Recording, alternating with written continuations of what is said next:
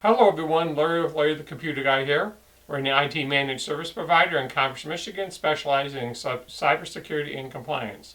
So this week in the news, the FBI once again warned the U.S. private sector organizations against cyber risks due to systems running Windows 7 as the Microsoft OS approached the end of life back in January 14, 2020. A hacker exposed plain text usernames and passwords, session cookies, IP addresses, and other details of more than 900 Pulse Secure VPN enterprise servers.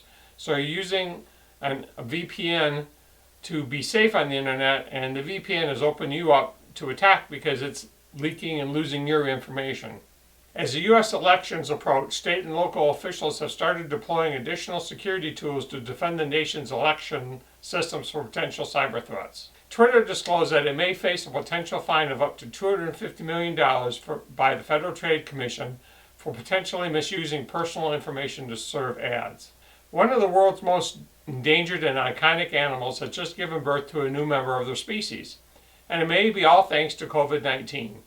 In late March, when many zoos across the world had closed to avert a pandemic, two giant pandas in a South Korea zoo suddenly had some time alone.